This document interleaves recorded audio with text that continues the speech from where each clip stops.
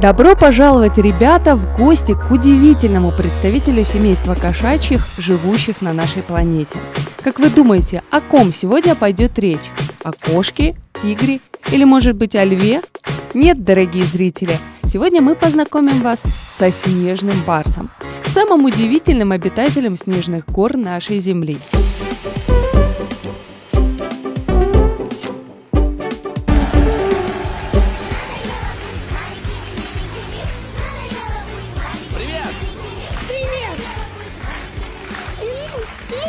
На тебе колпак.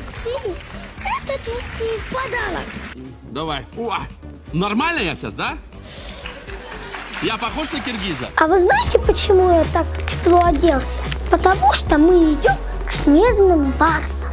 Познакомьтесь, ребята, это снежный барс. В нашей стране его часто называют духом гор или призраком гор. А знаете почему? Потому что редко кому удается увидеть его, этих прекрасных животных, потому что они живут высоко-высоко в горах, куда добраться очень-очень сложно. Снежные барсы – удивительные животные. Им посвящено множество легенд. Упоминаются они и в киргизских эпосах. Его изображение есть на гербе города Бишкек, которое считается официальным символом нашей столицы. Снежного барса также называют Ильберс, Ирбис и иногда снежный леопард. И это не удивительно, только посмотрите на его светло-дымчатую окраску, покрытую черными пятнами, похожими на кольца. Благодаря такой окраске барс не заметен на фоне скалистых гор. Шерсть у снежного барса невероятно густая. Это помогает ему защищаться от холода. Даже между пальцами на лапах у барса растет густая шерсть. Зимой она защищает его от холода, а летом от горячих камней. Поскольку барс в основном передвигается на снежной местности, природа одарила его большими лапами.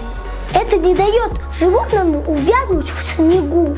У барса передние ноги короткие, а задние длинные. Это помогает ему быстро бегать. Когти барса длинные, острые и сильно изогнутые. Это помогает ему передвигаться на труднодоступной местности. Если мы взглянем на нос снежного барса, мы увидим, что крылья носа довольно большие. Это помогает барсу при вдохе согревать холодный воздух, прежде чем он попадет в легкие. А вы знали, что язык снежного барса оснащен специальными бугорками? С помощью этих бугорков барс отделяет мясо от костей. Еще с помощью языка барс умывается. Снежный барс в цифрах. Длина тела от 100 до 130 см, длина хвоста от 80 до 100 см, высота в холке 60 см, у взрослых самцов, у самок немного меньше. У снежного барса 30 зубов, 6 резцов и 2 клыка. Вес – самцы от 37 до 55 кг, самки от 35 до 42. Средняя продолжительность жизни – 11 лет, в неволе до 21 года. Снежные барсы – бесстрашные охотники, и они не боятся нападать на животных, которые в 3 раза превышают их самих. С помощью длинного хвоста барс прыгает точно на спину жертвы. Их жертвы – это козероги, косули, кабаны, архары, горные козлы и прочие копытные животные. Очень редко барс охотится на птиц, ловя их на лету. Ильберс выходит на охоту в сумерках, перед закатом или перед рассветом. Ежегодно Ильберс поедает от 12 до 30 копытных животных размером с козерога. Найдя свою вторую половинку, барсы становятся взрослыми и становятся родителями в возрасте 2-3 лет. Оказывается, самка рождает около 2-3 детенышей. Беременность длится от 90 до 105 дней. В очень редких случаях рождается 4-5 детенышей. Как правило, самка рождает один раз в 2 года. А барсята обычно рождаются весной, когда на улице уже потеплеет. Детеныши появляются на свет слепыми и беспомощными, но зато с густой шерстью. После того, как пройдет 9 дней с момента рождения, котята открывают глазки. Мама вскармливает барсят в течение 5 месяцев. 6-8 недель после рождения барсята питаются молоком матери, а затем питаются мясом, которое добывает мама.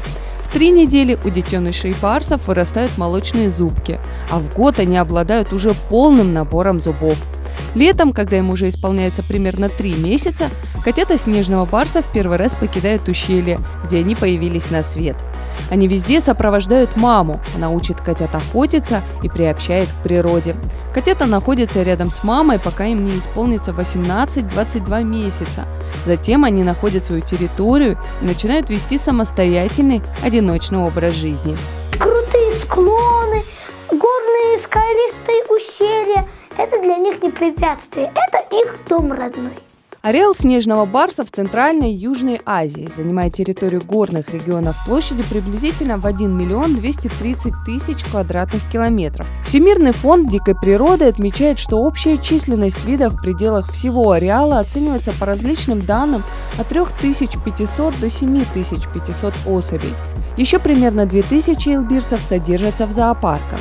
Барсы отличаются от других тем, что они никогда не нападают на человека. Только раненый зверь может представлять опасность.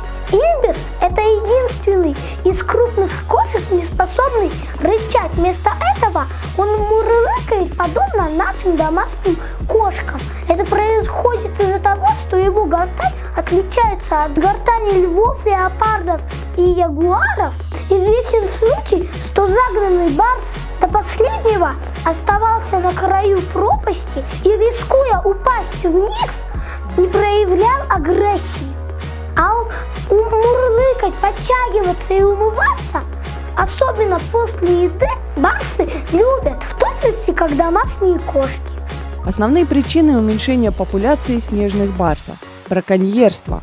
Снежных барсов убивают из-за красивого меха и костей. Мех используют в качестве предмета украшения, одежды или драпировки стен. Сокращение кормовой базы. Изменение климата, изменение природной среды.